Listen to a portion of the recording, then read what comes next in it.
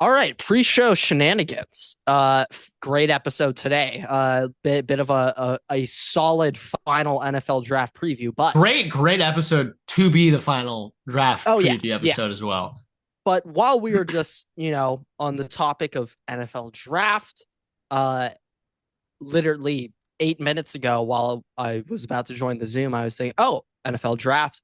Let me go throw on my Bosa jersey, Chargers," and then I remembered that is no longer with us, as long with the rest of the property in the Palisades, all gone, absolutely gone, destruction, I love fire. how you can now Uh, say that without like DDoSing yourself as well. yeah, like yeah, Now it it's just not doesn't even. matter. Yeah, I mean, there's nothing there. Like, sure, like Some someone may be able to ash. find the grounds where I used to record this podcast, but cool. Have fun getting toxic waste in your system, buddy. Yeah, right now, I'm currently on the hunt. I am a I'm currently a free agent when it comes to my next Chargers jersey. And let me start off by saying this. The first words outside of the womb were Junior Seau. My first words were Junior Seau. First words out of the room, LaDainian Tomlinson. Second set of words. And then, of course, the third set, Philip Rivers. My three sets of words while Hey, inside the Grant womb. Grant was dead silent though. Like he didn't say another word until Philip Rivers became a Charger. Like Yeah. he Oh, didn't yeah. Yeah. speak until Philip Rivers was on the Chargers. Oh yeah, no. It was a prophecy. I was like the Oracle of Delphi from Percy Jackson. I prophesized this, but while in the womb, my very first words were the "you cheated." It was not a PI. Chris Gamble was interfered with, and it shouldn't have even gone to overtime. I'm not sure if you've seen this, but there is a Miami booster who was a former player who is literally going on a podcast tour complaining about the 2002 Ohio State Miami National Championship games. Like, dude, it's been 23 years. Give it up, dog. Like literally my whole life has passed by since that game has occurred. Like, give it up, dude. It's fine. Anyway, back to main point. I am on the free agent watch list when it comes to my Chargers jersey selection. And I am not opening this up to former players. I will be getting a Junior Seau. I will be getting a Philip Rivers. I'll be getting an LT jersey. That's just happening regardless. But let's talk current or about to be current Chargers players. My next jersey selection.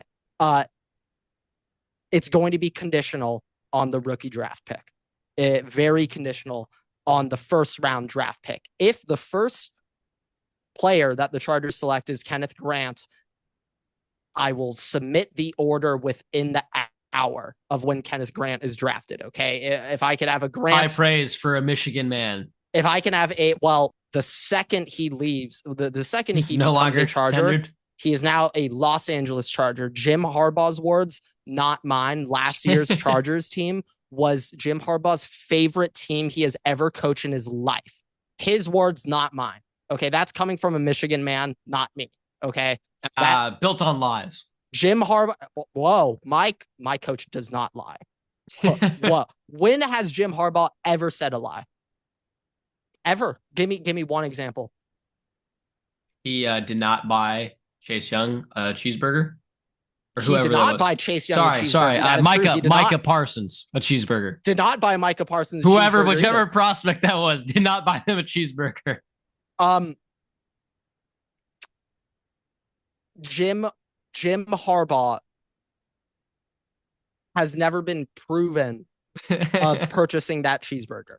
And if he was ever if he was proven to do it, well, what Georgia's doing? I'm not talking about Georgia. Huh? We're talking about jerseys. What That's what we're what no no talking no no about. no no no. But We're talking about jerseys. what about what Georgia is doing? Hey, leave some barbecue out of this, all right? Leave the Uh, barbecue out of this, Grant. I there Jim Harbaugh has never said a lie in his life. Never. Just try to find me an example. Colin You know, Kaepernick is an NFL caliber quarterback. that is true. I see that That was is that that would is have been an true. opportunity for you to then go Okay, maybe he's told one lie in his career. Maybe he's told one lie. At the time when he said this Coach 2 years Harbaugh ago. made those at the time when Coach Harbaugh made this those 2 years comments, Colin Kaepernick showed a potential ceiling where he could have been an NFL quarterback. Fact or fiction? Fiction. That is fiction. When you just said fiction, that was fiction. Fiction is fiction. Okay, but if it's Kenneth Grant, I have to get a Kenneth Grant jersey. Okay, so what other players, draft players, would you get? And would you... If it's a golden, I would also pretty quickly get a golden jersey because just it's really hard having a jersey that says golden on it. Like now, but what if it's really what if he chooses like number 27 as a wide receiver? And receivers wear 20s? Sky Moore is 24, Grant. Sky Moore is wearing 24. Well, Sky Moore, he is a Ontario Argonaut. So, but what if Matthew Golden decides to wear a number in the 20s? I could do. It obviously depends, but that's just disgusting to me. I don't think that should be allowed. If he rep 21, I would get that. I don't think he would. I don't think he. What is? Do you know what he wears now? I think he's in the teens. It's 11. That sounds right. I think it's 11. I'm thinking 11 or 17. I could let me fact check. I'm think 11 sounds correct. Oh, he wears number 2. Okay, even harder. All right, yeah, no, golden. I would proudly get a golden jersey. If it's any, there's no way the Chargers drafted. When was he on Houston? Who? Matthew Golden. He started Houston, transferred to UT. Oh, so I fully have seen him before in my life. Most likely, yes. Yeah, I mean, let me just... Yeah, he played in 2023. Did not play against us, though. Did he play in 24? That is one thing. 22? A lot of these prospects, just first-round players... he did play against us in 2022, yeah. So I have seen him. Now, a lot of these players, I don't have this confirmed, but if you told me 12 of the potential first-round draft picks were transfer portal guys, I'd be like... Not surprised. Okay. Yeah. We keep getting off topic, though. So, Kenneth Grant, Matthew Golden, who else? I would get a line? Burden. Of course, I'm getting a jersey with Burden. Oh, yeah. Okay. Oh, yeah. Sign me up for that. Okay. Egbuka, I would have to. Okay. Out of respect, I'd have to as well. I would not get any offensive line. Okay. I would not. The line is drawn. I would never get an offensive lineman jersey, partly because any offensive lineman, they should say, I do not want anyone buying my jerseys. I'm not here for that. I'm here for ball. I'm not here for jerseys. I'm here to play football. That's what I want my lineman to think. Joe Alt, I actually want him to request the Chargers stop selling my jerseys. I don't care if it's good for sales. I'm not here for that. I'm here to play football and fish when I'm not playing football. That's what I want my lineman to say. But yeah, I would go for that. I haven't seen these in any mocks anywhere, but if Walter Nolan were to be a Charger, I'd have to get that as well.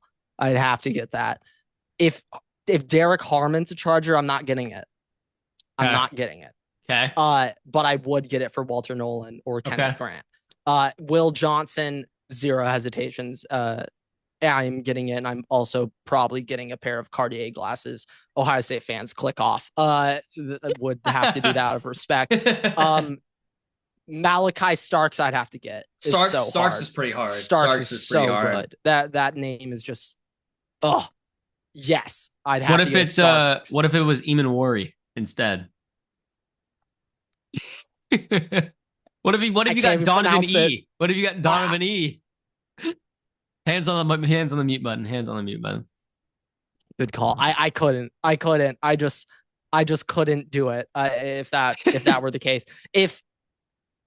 Now I haven't seen this anywhere, but if Loveland were to be a Charger, yeah, I'm getting Loveland. Yeah, any of the Michigan guys, I would have to.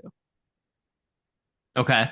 Because I know that Minter, I know they didn't invest so much in him and not let them You'll fail. Get the jersey of a first-round player if they draft somebody in the 6th round that's not eligible. If like Trevion Henderson, Chargers 2nd round or something, yeah. So yeah, does that take priority? Because you're not getting 16 jerseys. You're not getting 2 jerseys as priority. I didn't even think about that. Okay.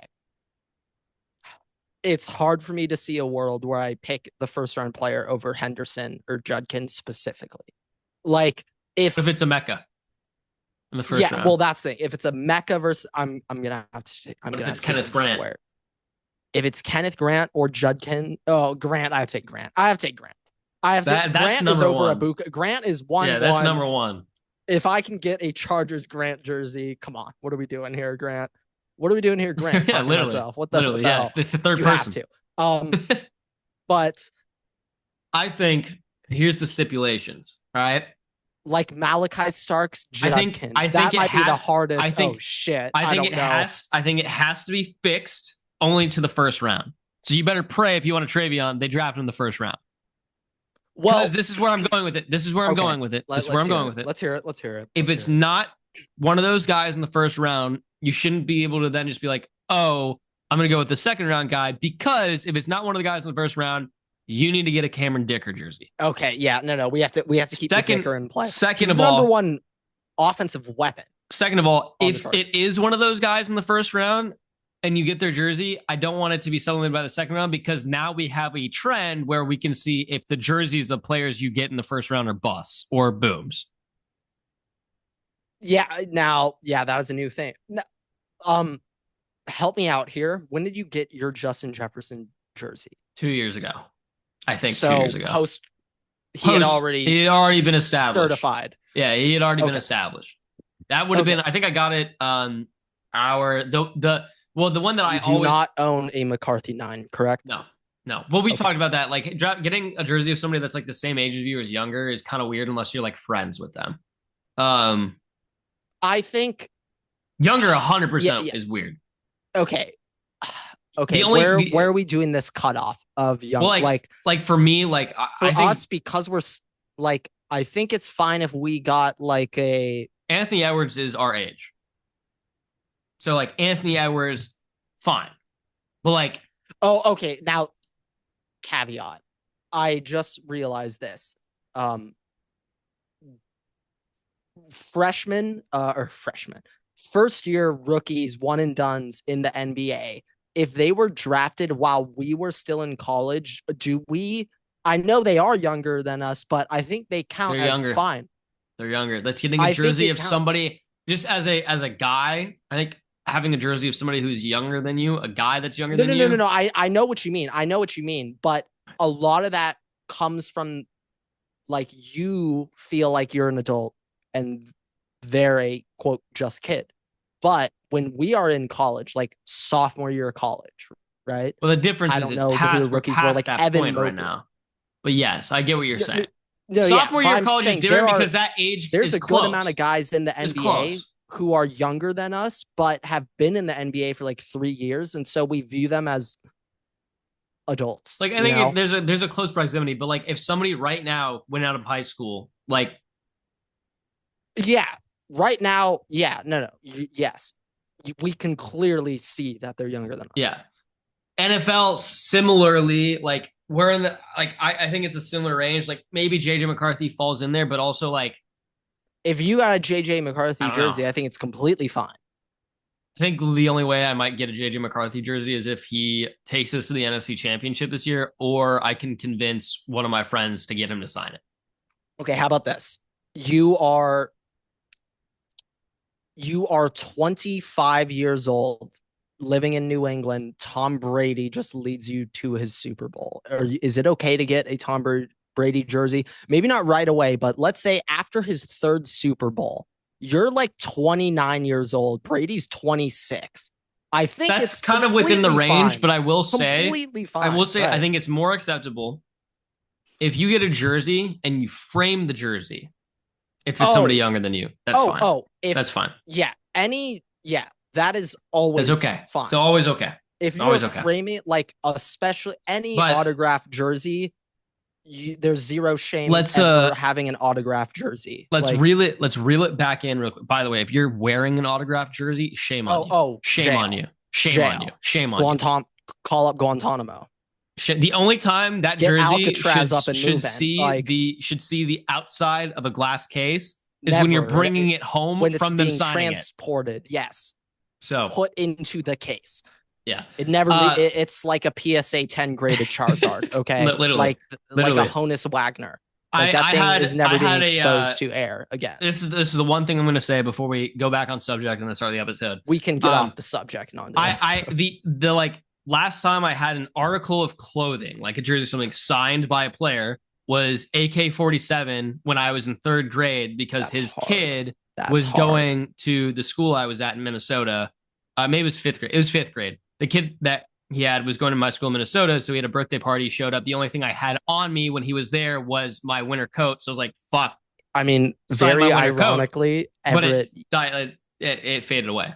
Everett, you did the AK-47 before AK-47. AK-47's kids, I believe, grew up in LA, moved out to Minnesota, then moved back to LA. Like, you did AK-47 before AK-47. I made it cool. Before it was cool. Yeah.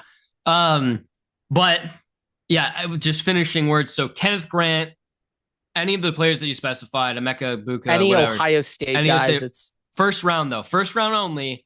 You'll get their jerseys, and if you do get a first round player's jersey, I'll say this: if the Chargers were to take who is the least big name player that you've seen the Chargers mock first round? Folsom Loveland. Yeah, okay, like Loveland or Judkins. I have to go with Judkins. Loveland or Henderson. But here's I'm taking the thing. Loveland. I mean, that Judkins is contingent. That is contingent on them taking him in the second round, I guess. Yeah. But at the same time, there needs to be a line because at a certain point we are tracking because if you get a player's jersey, we're going to track. We're going to track now if that's your suicide. It's going to be if Judkins is drafting, you're getting his jersey. Okay, but it is. You get one suicide outside of the first round. You get to choose one suicide. I don't think one suicide gonna happen the first round. If the Chargers were to take an offensive lineman that first round, like I'll give you one suicide for outside of the first round. All right. You have to specify who it is right now, though. One suicide. Let me sit on this first. Let's start the episode. Let me say the intro, and then I'll give you the answer. Okay. But whoever, if it's a player that you get who's just drafted, we're gonna have to track if you getting their jersey results in them being a bust or not. And if you do not get a player in the first round, can we also slightly extend this to just like 5th players selected by the Chargers and see if that also curse extends? Could apply. Because last year the Chargers' 5th round picks were pretty damn good. 5th round picks we can track. They were pretty damn good. But if it's not a play, if you do not get the jersey of a player that's drafted in the first round, you're getting a Cameron Dicker jersey. All right. With that, we can go right into the episode. Time for the episode. What is going on, everybody? Welcome back to a very special episode of the Waterboy Podcast. It is episode 310. Shout out the city on fire, the city that is gone.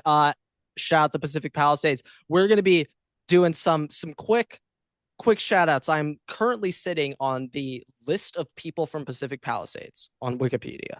I was going to limit this alumni just Pally High. And if that were the case, our 4 nominations, 5 nominations. Okay. The Schwartz brothers, Mitchell and Jeff Schwartz, both NFL linemen, very long time. I've always, despite one of them being a Chief and like literally his persona is like Chiefs defender online. I've always loved both of them a lot as being fellow Palisades linemen. All right. I always had a little fandom there. Our other 2 athletes, first Brennan Bosch, PBBA legend, World Series champion with the Detroit Tigers. I think he has like 2.5 seasons in the MLB, like maybe like 800 career ABs, but he won a ring starting lineup for the Detroit Tigers. And that's probably the third greatest athletic accomplishment from the Palisades. The Schwartz Super Bowl is going to have to trump that one. Last though, Sugar Ray Leonard, one of the greatest boxers of all time, former mayor of the Palisades. Gonna have to shout out Sugar Ray, absolute legend. But this is where it gets fun.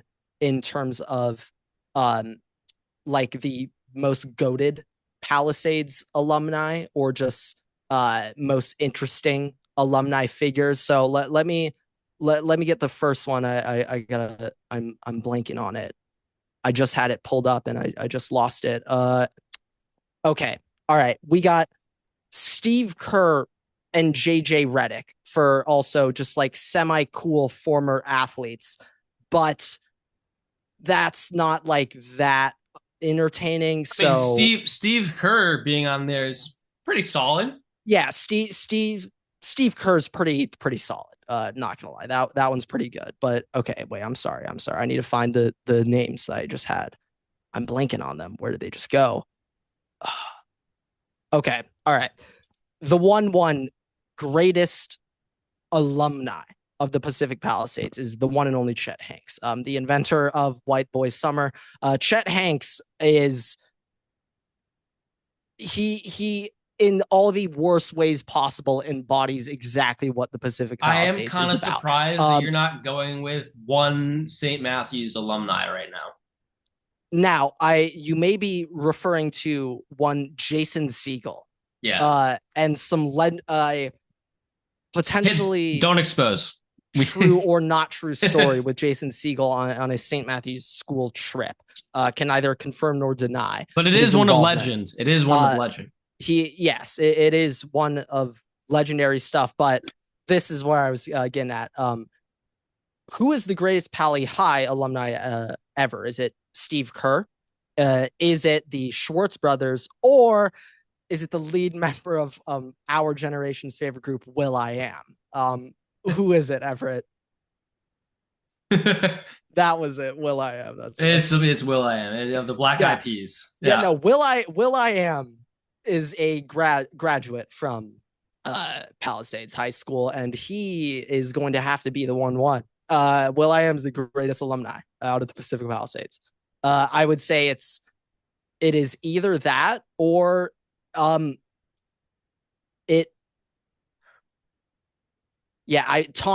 Hanks and Anthony Hopkins were also, they're pretty Anthony Hopkins was from the Palisades. Yeah, did not know that. This guy, Steven Spielberg too. Yeah, this dude, Dr. Dre, pretty big, pretty notable, but I still think it goes to Will I Am. I think Will I Am, we're going to give that to him. Just in honor of the Black Eyed Peas, you kind of have to. Yeah, potentially Tommy Chong, half of Cheech and Chong, potentially could be on there as well.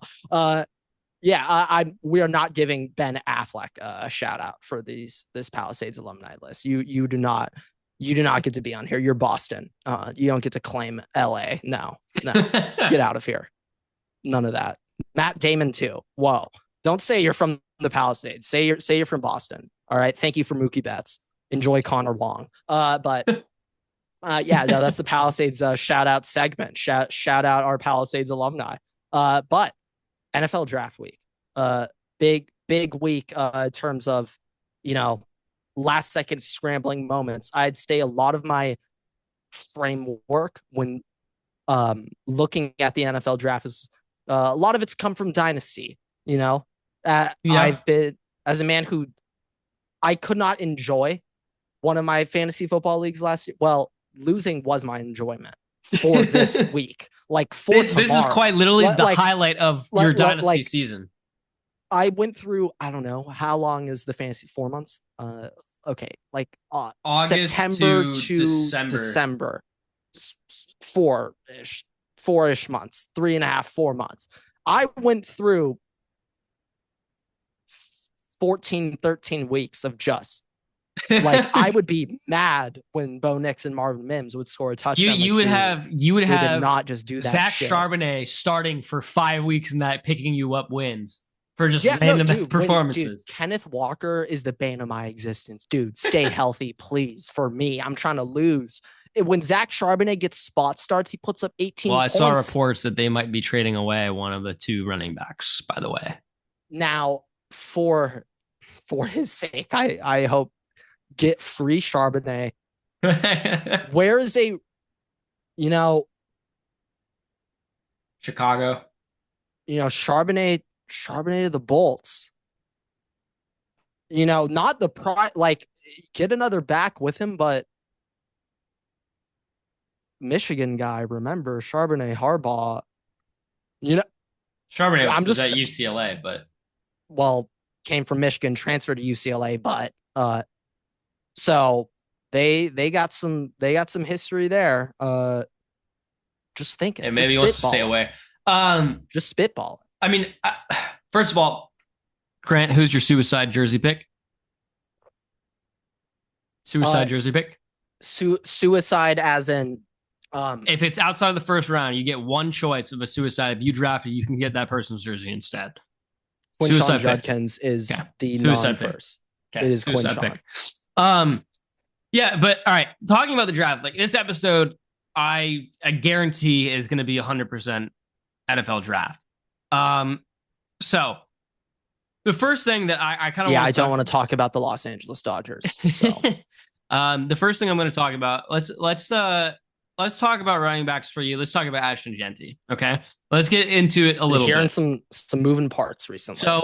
So the thing with the current state of the NFL draft, and this is going to be coming out the morning of NFL draft day. So if you're after the draft, you'll see how accurate we are. If we're after the draft and you don't care, you'll be go listen to episode 309. Go listen to episode 308. Right? Just listen to something. But the top 10 picks have been getting really interesting, Grant. We have heard everything from the Patriots fielding calls, the Browns fielding calls, the Jaguars fielding calls, the Bears wanting to trade up to go and get Ashton Jeanty, the Raiders trying to figure out what they're going to do because they seem like the destination for Ashton Jeanty. We have heard that the Jets are interested in Ashton Jeanty and somehow pairing with Breece Hall, which is a terrible idea. Dude, you guys would have 3 running backs on the field: Justin Fields, Ashton Jeanty, and Breece Hall. But what is Garrett gonna do? But doing cardio? I mean, blocking. Yeah, that's what he would be doing. The most recent development has been the Jaguars are interested in Ashton Jeanty. Now, Ashton Jeanty is a talent.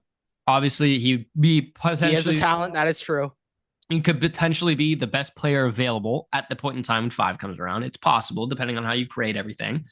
Now, do the Jaguars need that? No. Does ETN suck? Yes. He does. True. But are there bigger issues? Yes. Yeah. And hey, just off of a Liam Cohn talk real quick, looking at the Tampa Bay Bucks 2 seasons ago, Tampa Bay, I believe they were like 26th to 28th in the NFL in rushing yards per game. Not very good. Last season, Tampa Bay, now Bucky Irving was electric, but they were, I believe, 8th or 9th in the NFL in rushing yards. And that, of course, Bucky Irving is added in. Well, but I think a lot of that goes to Liam Cohn. And I think I agree with Jacksonville is going to get, they're not going to have that same 26 to 6. Okay, they're going to need some help to like address that. I will add this though. Part of the reason why the run game was able to develop was obviously Bucky Irving, but also you have to have receiving threats, Grant, so you don't crash the box. And Jalen McMillan, when Godwin got hurt, McMillan didn't skip a beat. What is the one thing that Jacksonville does not have a surplus of? Ooh, now I believe you want me to say one of the many things that Jacksonville does not have a surplus of. Receiver. I believe. Yes. But now, real quick, just taking a look at the Jacksonville Jaguars receiving core. Okay, so open that up to tight end. Hint. Brian Thomas Jr. Christian Kirk just got traded to the Texans, which, people kind of forget, but like if you told me Christian Kirk's put up 950 yards next year with CJ, like I'm not surprised. Like that's a nice pickup. I feel like pretty Grant, cheap. This is currently the starting 3 wide receivers and tight ends for the Jacksonville Jaguars. Brian Thomas, Gabe Davis. Oh, Gabe Dave. God.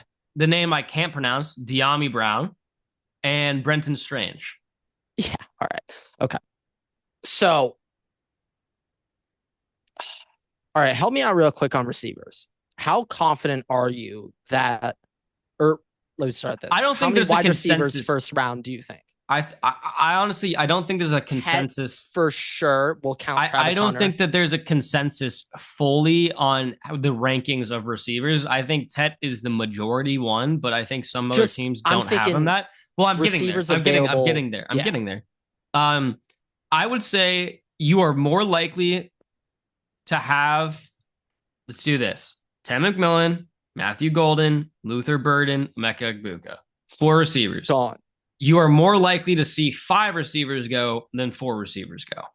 And that's based off of need late in the first round. Who do we think that extra receiver could be? That I don't know. That I don't have the answer to, and that's not the focus of this situation. Focus of this whole question here is the Jaguars and talking about Ashton Jeanty, because that's the subject.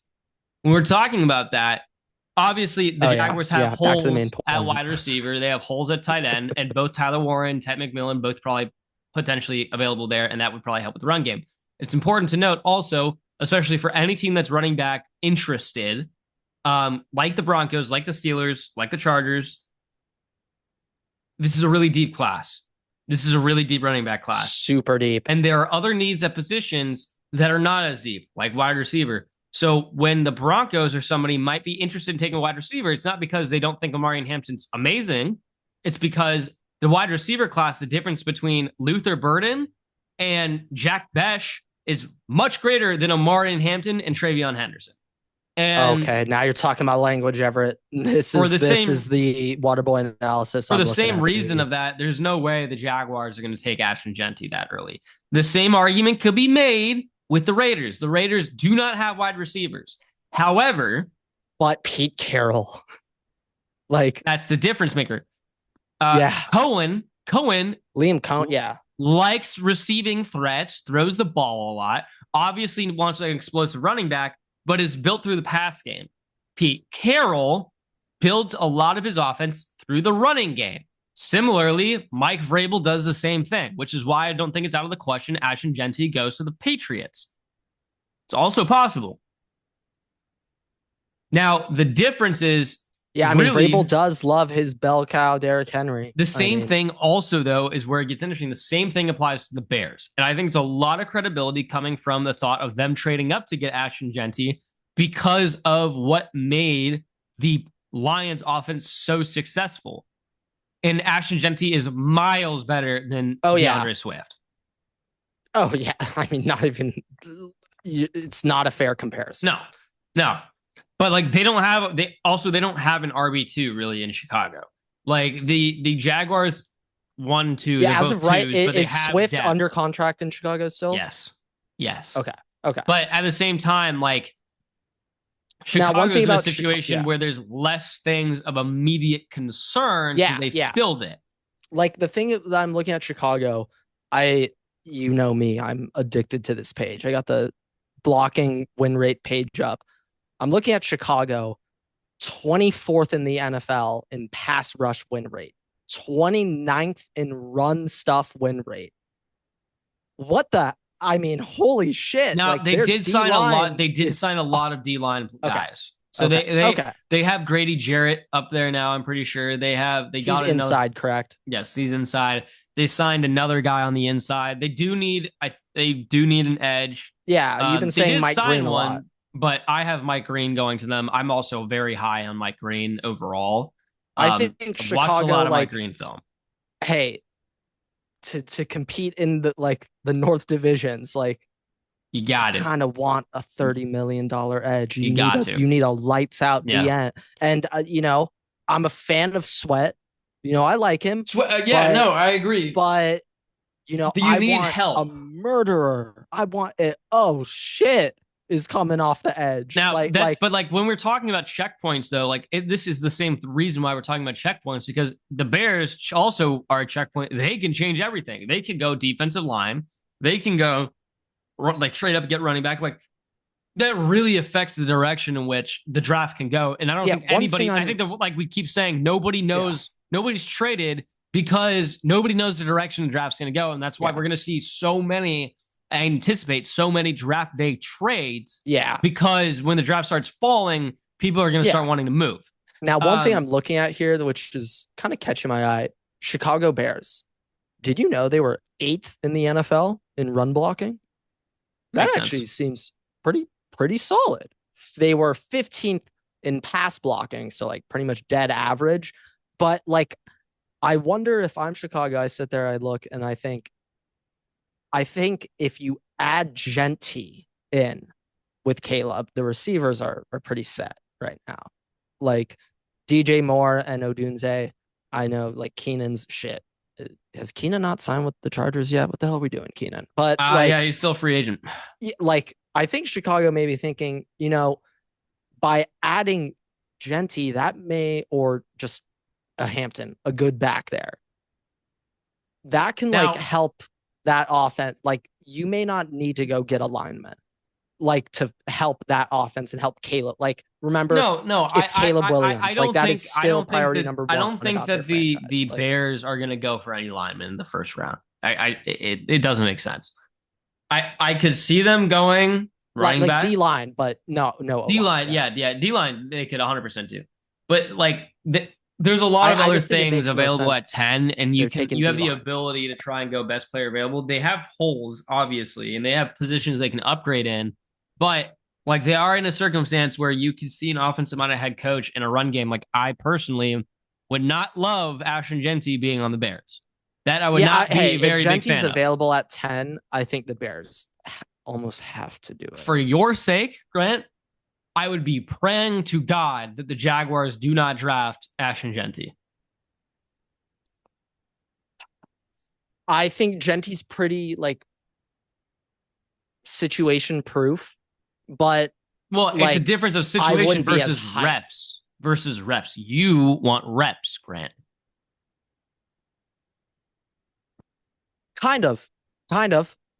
Like, but I'm okay if. Well, would you love him going to the Jets and splitting reps with Breece Hall and that entire backfield? No. But I'm also tied in with like Fields and shit. So that's another reason why I don't get this. But I just think it's going to be Ashton Jeanty is going to be it's going to have to be a pillar to fall before we really know where the rest of this draft's going. And I think I think the language I think what we've been hearing about the Jaguars being interested is very true, but I do think that if there's any credit to these trades rumors we're hearing about, all these teams in the top 5 picks basically trying to trade above the Raiders, there's credibility to that. One of those is for Ashton Jeanty. All right, I'm just seeing a quick look at Broncos draft picks, because this is crazy. But like, the Broncos have the number 1 pass blocking and run blocking offensive lines by just like phenomenal margins. Like the Denver Broncos. So Denver Broncos, they are first in the NFL in pass block win rate, 74% pass block win rate. That's one of the highest I've ever heard. Do you know who's second in the NFL in pass block win rate, Everett? Pass block win rate. I am going to say the Detroit Lions. It is the Minnesota Vikings. Oh, wow. Did not expect that. Yeah, I wouldn't think that either, because I was like, shit, like, didn't you have Jaguars tackle? Also, Cam Robinson did a good job, but also Sam Darnold just holds onto the ball for 9 seconds. No, yeah, this is like, it's not sack. It's like O-line win rates. Yeah. Like, this is not. That's the difference, because when I think about it, I keep thinking about how Sam Darnold gets like sacked or something, was because he holds on the ball for 9 seconds. It's just Broncos are like 1-1 in both. And like, because of that, the Broncos wide receiver room is deplorable. And like, I think if, in an ideal world, get your receiver first and get one of these backs round 2 or 3. If you're about to propose what I think you're about to propose, I do support it. Luther Burden to the Broncos. Oh, well, I mean, Luther Burden, I've said on the podcast, he's got Bronco written all over him. I thought you were going to say Broncos trading into the top 5 and getting Ashton Jeanty. Well, that too, like, as a Chargers fan, that's horrifying. Horrifying. Like, Jeanty might be averaging 140 scrimmage yards a game if he went to that offense. I mean, hey, I just want to say the Jaguars do have a brand new GM. Might be enticed by getting 3-second future round picks. Yeah. And I saw some things of Broncos Jaguars trade up, and that makes Jeanty sense because to block Raiders at 6. Like if the Broncos trade for pick 5 today, Ashton Jeanty is a Denver Bronco. Okay. And it's like, I wonder, like, because, I say I don't think first round running backs are a good pick because you need other holes. Look at Falcons, Lions recently. Okay. Falcons draft Bijan's a better prospect than Gibbs at the time. Right now, Gibbs looks better, but at the time, Bijan more complete than Gibbs, safer, better prospect. But the Falcons got holes. Okay. Like, they have problems. The Lions, though, Gibbs walks in and everything else is solved. Now Gibbs just gets to go. And I think Jeanty could do that on the Broncos, where, oh shit, they, like, everything is around him. And then now you have one of the most dynamic running backs you've seen in years. Like, now it's, oh shit, like McCaffrey Niners, we may break the league with this now. But it's like, you can still be a great team if you have that line in place. Like, Broncos, you could tell me they will be, I don't know, 10th in the NFL in scoring next year if they just go all defense, like, in this draft. But yeah, Broncos could be like a Bucks, oh shit, offense, just pop out of nowhere, top 5 offense in the NFL if they took Jeanty. I definitely agree with that. Broncos are really intriguing. I think the draft at this very moment is 29 hours away. I would say 28, 29 hours away from the moment that I'm literally saying these words. 28 hours, the zombie movie. We have no idea. Outside of Cam Ward and essentially Travis Hunter, assuming that a trade's not made for 2, we have zero clue what is going to happen. I anticipate Abdul Carter is going to go to 3 if the Giants stay there. However, I do not know if that's a guarantee. Personally, Mason Graham makes more sense for that. If I'm the Giants, I would take Abdul Carter, and we are trying to shop. Also, Kayvon could throw Kayvon's not big enough, but you could throw him on the inside of a 3-4 Kayvon was just line. a miss. Kayvon was just a miss. But Abdul Carter, we've known Kayvon was a miss for a while, but we are legitimately, if you look, I think our first TikTok is a story of how Kayvon is not gonna be good. Why Kayvon's not gonna be good is a better point. But we don't know what's going to happen, really. And I think that's what makes this draft so hard. The one thing I think we can say is Shedeur is not going to be a top 10 pick, which draws me to this next point, Grant. Yeah, his odds have now changed. His over-under draft slot is now 21.5. Yeah, actually, speaking of which, I want to look at the live lines. Oh, yeah, I actually was going to ask you, have you seen any big odds changes late? I saw Jeanty. I think this was a late move. He now has minus odds to go to the Raiders. So, I wanted to talk about this quote, talking about Shedeur, but let's stick on this for a second. Looking at the odds for draft position right now, it's a day away. I think this is pretty credible. I've seen some movement. Armand Membu, the tackle out of Missouri, his over 6.5 is minus 165. So I wouldn't say that that's like a given, like it's going to go over. I think for anything to be like a given, it's going to happen. It has to choose. I was going to say it has to be minus 300 or more. Oh, 3. Then I'm really thinking it's going to happen. 200s makes me interested in late 100s. I'm like, all right, there's movement, but it doesn't certifiably mean something. Armand Menbu, I would say, is more likely. I've had him going later anyways, so that makes sense. But I've heard theories and credits and sources saying that he could be the first tackle off the board.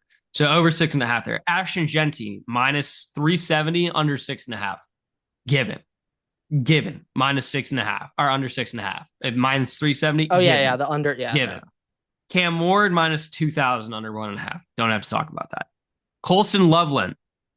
This really interests me. Yeah, where's because Colston Loveland is minus 400 for under 17.5. Wow. Okay. That really interests me. Let me just look at the range of, because the only teams in theory that I could see that is like the Colts taking him. Yeah, no. So yeah, they're saying. Then when they do this, they have to anticipate maybe a trade or something, which is probably why they set the line there. Maybe like a team trades up, but like I legitimately, the only teams I've seen taking tight end are like Colts, Bears, and Jets. I would agree with that. Like, am I missing someone? I've seen those three for tight ends. No, Cardinals have a good tight end. Maybe the Bengals could use one. Jags have tight end need, but I don't know how the Jags would trade out from 5 to get a pick like 13, 14. So unless maybe the Colts really want Tyler Warren and they trade up or something like that. Yeah, I am fascinated where Tyler Warren goes, and or like the 49ers really want to trade up, or the Bears, and you draft like Colts one thing about early. Tyler Warren is that like real quick last year, like when Brock Bowers was coming out, like Everett, you remember, I would sit there raving. I was like, dude, this is the only tight end I've ever seen in my life who not only is trusted, but like it is their best offense to have the tight end run a jet sweep. I've never seen that in my life. And it was at Georgia. Okay. Like the best team in the SEC. They are running jet sweeps to him when they got other just absolute burners on the field. And they're like, no, Bowers jet sweep. We got George Pickens out wide. No, Bowers jet sweep. Tyler Warren, I think, like, I wonder if he's situation proof, kind of like Bowers to the Raiders. I think a little bit. I think wherever he goes, he's going to produce. I don't know, though. I think he is a little bit, because also I'm assuming wherever he goes, he will be tight end 1. It's not like somebody's drafting him to be the second tight end. So and he is versatile. Like even if like the 49ers drafted Tyler Warren, my assumption would I'd still think it'd work out and be would still work, and they'd be doing more tight end sets, and they'd probably be using him out of like the slot or something. I'd actually kind of really love that. I think the Niners, they could actually do well going back to a heavy 12. Yeah. Like, I think that'd actually be good. Okay. Emeka Egbuka, Grant. Interesting line for him. Yeah. Minus 275, under 29.5. That is crazy to think that like it's possible that he goes. There's a theory that he goes later than 29. Second. You think he'd go into the second round? He could. Just because, like, it's just not the sexy, appealing wide receiver pick. Like it's like, yeah, I could. Okay. Well, you know better than I do. Jahdae Barron, Grant, minus 240, under 18.5, plus 185 for over 18.5. I'm not as familiar. Where are we thinking? Needy teams. I've seen Jahdae Barron go anywhere from the top 10 to the late 20s. So, I mean, it's a really big range. That's why I think I've seen a lot of Dolphins. Dolphins, I've had him going to the Dolphins because of stuff. Like, I think I literally had him going to the Dolphins in one of our mocks. Cardinals could be an option. Bengals could be an option. Like, there are so many teams that need corners, first of all. I could see the Niners taking him if they trade back. I don't think they take him at 11. But I do think that, like, it is more likely he comes later, that he goes later in the mid-10s. I could see mid-10s.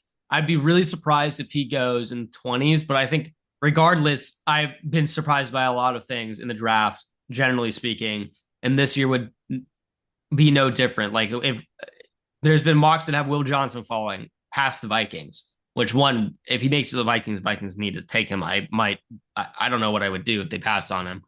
Um, I'll be honest, Jahdae Barron, I like him a lot. Like and I do too. Makuba, uh, the The other safety text, from the other Texas. text, like Yeah, those Texas DBs, they're good. They're they're good. I mean, I think I saw somebody say that like Makuba is like their number one ranked safety. yeah, and I have no problems with that at all. Um, I think he's but brutal. next guy, Grant, interesting. James Pierce continues to be a question of his Yeah, off the I've seen field. this. Huh. Okay. Under 31 and a half, minus 165, over 31 and a half, plus 130. Yeah, the The thing with talent Pierce, doesn't make sense to me because as a talent, he should be going earlier than that. yeah, this is what I'm thinking about Pierce is production is there. Like there are production. You do feel somewhat safe in him being ready to produce right away. Kind of some things I thought about Pierce though, and I go back and forth on this. He's listed 6'5", 243. That is small. Okay, that is small for a DN. 243, that is small. But he is 6'5", and when you just look at him, you look at his frame, he doesn't look like he's 243. He looks bigger than that. I Okay. think like Pierce, I feel pretty safe on him. He's going in the first round, so that line 31 yeah, and a half is basically seeing he's either the last pick in the first round if you choose the over, or he's going before that. That's what's I would interesting to me. like I would be I think there's a lot of edge needy teams like in the teens, and But I'd be kind of I'm surprised. gonna skip around here. I'm gonna get to the things that interest me. Yeah. That's what I'm gonna do. Time constraints. Kelvin Banks Jr. Grant, tackle slash guard out of Texas. Under 13 and a half is the line. He is currently minus 400 to go under 13 and a half.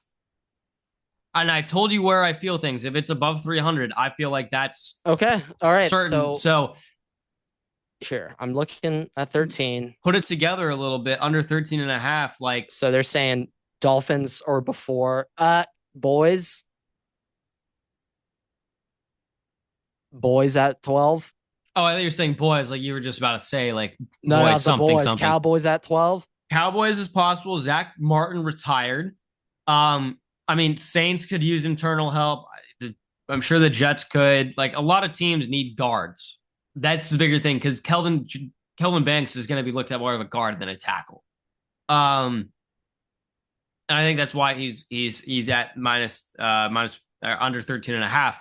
The minus 400 is crazy to me because that also like you sort of put the puzzle pieces together of where these guys are, especially when they're in that top 13 range, because that dictates where the draft is going to go further after that.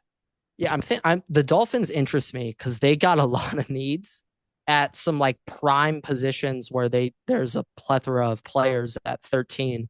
Dolphins to me are going to be a big determinant moving part. I would agree with that. There are so many guys that make sense for what they would want to take there. Next guy I have Michael Williams. Yeah, the mocks on him are all over the place. I see a brand new place every day where he's going. Vegas knows, Grant. Vegas always knows. Let's hear it. The line is 12 and a half. Give me the over-unders. Under minus 370 to go under 12 and a half. All right. Okay. So he's going top 12. Yeah. Okay. He's going top 12. Let me think. I've seen him to the Saints a lot. I've seen some Jalen Walker Saints as well. Yeah. Let me see if I can find his. He's not okay, on 12 here. and a half. Do we think the boys could do it?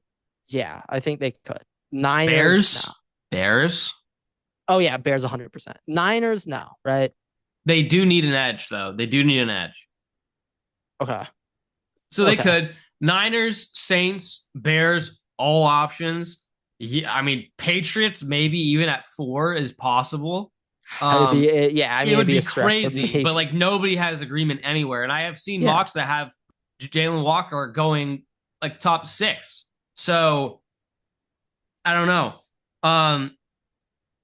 That's like the last really, really interesting one to me. Maybe a Panthers slight trade down. I don't think they do it It at is 8, but possible. Panthers maybe move back. Mason Graham also though, this is Yeah, where's relevant to his? our talk. The line's at 5.5, Grant, and he is I'm gonna minus. guess the overs the minus odds. Yes, it is minus 350 to go over 5.5. Yeah, so okay. This is what I'm thinking of possibilities. A trade back Jags. I've seen so many Jags. Like if it were a trade back, then I could see the Jags doing it, but no way they're taking him at 5 now. I'm kind of leaning more so Broncos are trading up at 5, and like Membu goes 6 to the Raiders or something. I've seen Membo to the Raiders a lot too, by Yeah, the way. I love the Panthers landing spot for Mason Graham. I think like the Panthers need a detail. Like they were so bad at run defense. Well, Derek Brown like, was hurt, but yes. Yes, no, I know, but like it was so bad. Like okay, they had a 25% run stop win rate in the NFL last year. Uh, it's just one of the lowest ever, and they were 31st in the NFL pass rush win rate. And it's like the offense was kind of okay. Was kind of okay at the end of the year. Edge also makes a lot. I think they got to go D lineman though. They need to get a game wrecker. Like Panthers need a game changer. Yeah, I have one more thing I want to talk about before we wrap this episode up, which is Shedeur Sanders, and I think that that's going to be a point of contention for a lot of this draft just because of the notoriety of the name. Grant, I know you've read this for the people who haven't, and even if it's past the draft and you're listening to it, this is going to be relevant for you thinking about the team that Shedeur ends up getting on. But an NFL assistant coach, an NFL coordinator, I believe, said about Shedeur Sanders, the worst formal interview I have ever been in my life. He's so entitled. He takes unnecessary sacks. He never plays on time. He has horrible body language. He blames teammates, but the biggest thing is he's not that good. And I've seen additional quotes that have said, look, he's accurate, but he does not have arm strength. He does not have size, and he is not athletic. Yeah, the Shedeur news, it is dwindling by the minute. Not looking great for Shedeur right now. And you know what? It's all very fair. All very fair complaints. I think anyone who has been following Shedeur closely in a would normal probably world, give you the same opinion. In a normal world, you could say, okay, the draft's going to happen. And a lot of the times, 24 hours before the draft, we hear stories of players because teams are trying to get them to drop to them later. This is the one circumstance where this story is not like made up to try and get Shedeur to drop to like the Steelers because they don't need it. Shedeur legitimately just kind of seems like he sucks. Like that's just the consensus overall. Yeah, like the thing is, Shedeur, he had a chance to rewrite the wrongs if he just killed those interviews. And when I mean kill those interviews, I mean like in a good way, not like the way he just killed his draft stock in those interviews. Like Shedeur, when you just think of a quarterback, he doesn't quite exhibit those traits you're looking for. And it doesn't really doesn't help that his dad's Dion.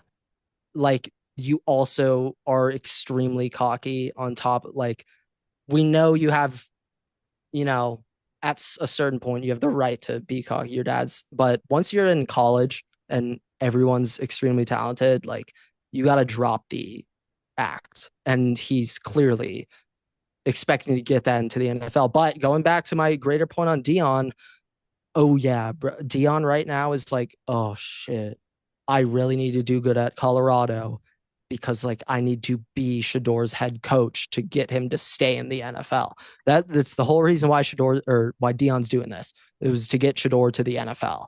And Dion, there was a split second of time within the past 4 months where he did not need to be his coach anymore. He did it. he got Shador to the NFL, and now you could just let him go. Now Deion's sitting there like, oh wait, no. My boy still needs me for him to stay in the NFL. Wait, the other thing is like at this point in time, like I don't know if he has the talent to be a starting quarterback in the NFL.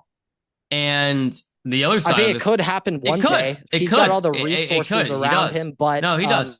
As of today, no, I don't think. But the other thing is like even as a backup, Grant, like as a backup quarterback, I don't want Deion Sanders breathing down my team's neck. I don't think Shador wants to be a back. I think Shador would like become a celebrity. Obviously. But like the thing is like I don't anticipate, even if he's drafted in the first round to be a team starting quarterback, I do not anticipate him staying the team starting quarterback for years. Or another team starting quarterback for years at this point in time. And if that's not the case, you have two options. You retire or you become a backup quarterback. And at this point in time, I'm just thinking about who he is as a person. And I do not want a backup quarterback that I have being entitled, being somebody who feels like they're above all else. And that's an issue. And like we joke about it all the time, but this guy is quite literally like, I think you made a joke earlier. You were literally telling me that your brother saw a tweet. Shador Sanders, his stock's falling because nobody attended his birthday party, and your brother legitimately thought it's real, and that's a testament to how shitty Shador actually seems because he believed that was a possibility. Yeah, let's keep it a buck. If nobody on Colorado turned up to his birthday party, all those kids would be kicked off the team immediately by Deion. Well, the one thing I did see recently that was hilarious was the Carson Beck's girlfriend saying he doesn't have any friends, and then it was like I saw a post where it's like can confirm none of Carson Beck's Georgia teammates attended his birthday party. It's like his birthday was like 3 weeks ago. Like he wasn't at Georgia. Like obviously none of his former Georgia teammates were there. Like duh. But like I saw that one. That one literally made sense. Grant, it was pretty funny. But yeah, this is all BS because it's from a random guy with 130 followers. But they report a major blockbuster trade is in the works between the Jaguars and the Broncos for number 5 pick. Obviously, it's BS. This guy, a guy with 130 followers, he's just making shit up. I'm sure he's a Broncos fan, but I do want to analyze it to end the episode. This is the trade. Denver receives number 5 overall. Jacksonville receives 20 overall, 2025 second, 2026 first, 2026 third, and Cortland Sutton. There is no world where the Broncos do that trade, and I'll tell you for one reason only. Dude, that's so much. So much, and they would be doing this to go up to get Ashton Jeanty. Yeah. You need a wide receiver alone. Like, maybe you could argue if they really wanted Ashton Jeanty that much, and they're moving up 15 spots, like, I could get the 20. You're not also giving up Sutton. But you need Sutton. That's not happening. Right now, I am like, let's say Denver doesn't trade up, they just stick at 20. Like, if they get Hampton at 20 and they don't address receiver, like let's say that maybe they do draft a receiver round 3, but he's the next Jalen Hyatt, so who gives a shit? Like, I am still concerned for the Broncos offense if they get Hampton. I think the only reason why it's fair to trade it for Ashton Jeanty, we're talking about this comparison between how the difference is between the running backs and then like the top wide receivers in the next tier. Ashton Jeanty's difference between Ashton Jeanty and Omari and Hampton is such a difference compared to those top wide receivers and the next tier wide receivers that it makes sense to go and get Ashton Jeanty and then get a second tier wide receivers. But the difference between Omari and Hampton and the next tier running backs is less than that of the wide receivers. So then it makes sense to get a wide receiver. Like, but even if Jeanty is like Jeanty, Sutton, and Bo Nix, like that, those are the 3 weapons that could be enough to give you like the number 9 offense in the NFL with Omari the number 1 O-line clearly. Like, but it might be a better chance of getting a top 10 offense if you took Hampton and I don't think there's any receivers that are like going to be good value for Broncos like at that pick. Like maybe like Trey Harris, but like yeah. Also, per report, Chicago Bears are looking to move up from the number 10 pick. It is going to be likely for Ashton Jeanty. So, okay, so getting in some the stuff way here. I'm hearing it right now is that the Jags are realizing Raiders Jeanty is like getting exposed, and so now they're fielding calls to Shedeur capitalize. Sanders' stock apparently this morning was at 8.5 over under for draft position. It is now at 21, but it started at 8.5 at least on ESPN Bet. Okay, real quick. The cogs are turning because Jaguars are fielding calls at 5. What do we think of the Patriots now fielding calls at 4, specifically to the Raiders to let them jump up? No, they 100% doing it. Okay. Like okay. If a team trades with the Jaguars before the Patriots are on the clock, ring ring, hi Raiders. Are you interested in moving up 2 picks? Hey, how badly do you want Ashton? And I legitimately, nothing would make me happier than seeing the Bears trade up to 5, only for a team to jump them at 4 and take Ashton Jeanty, or for the Patriots not to do anything, to say, nah, screw you, or take Ashton Jeanty. Let's end it on this, and then we'll wrap up. But if Ashton Jeanty goes 5, who do the Raiders take at 6? Tet. I mean, Tet? I really could see Tet or Armand Membu because they do need line help, or Mason Graham is also possible. Like they do need internal defensive line too. They just don't have anyone. Jacoby Myers is wide receiver 1. That's a problem. Well, and the thing though is, I think Jacoby Myers, Brock Bowers, and one more wide receiver. It's pretty solid. Could be solid. Show. Pretty solid. Like, you obviously want someone else with Bowers long term, but you'll take that. They just really need a running back. How involved do we think Tom Brady is with this draft pick? First, heavy, which is why I think it would be Ashton Jeanty. I think that's kind of the mindset is why it's Ashton Jeanty, is because Tom Brady is more involved. Yeah, no, I would imagine. I mean, I just saw a clip recently. It's Pete Carroll at his USC class, and he has Brady zooming in. He's like, I'd like to introduce you guys to a pretty well-known guy and my new boss, Tom Brady. I was like, all right, that's pretty funny. But yeah, it's kind of all I had top of my mind on this. Yeah. Concept. You got anything else? Or? No, I think that's it. And I think we'll see where the draft falls tomorrow night. Or I guess tonight, if you guys are listening to this on draft day, which is when it comes out. But yeah, those are our closing thoughts on where the lines stand. And I think, continually speaking, if anything is above 300 on the minus odds for draft position, it's likely to happen. But we'll see. We'll see whose jersey Grant gets. We'll see who the Vikings take if they trade back, and we'll go from there. And with that, thank you guys so much for watching, listening, rate us 5 stars. You can find us on Spotify, Twitter, and on Instagram at Waterboy. You can follow us. Follow me and Grant on Twitter at Everett6 and at Waterboy Grant. We post new episodes every week on YouTube and all podcast platforms. Make sure to subscribe, turn notifications to a single episode. We post exclusive content on Instagram and on TikTok as well at the Waterboy Pod. So check us there as well. We'll see you guys in the next episode. Waterboys out.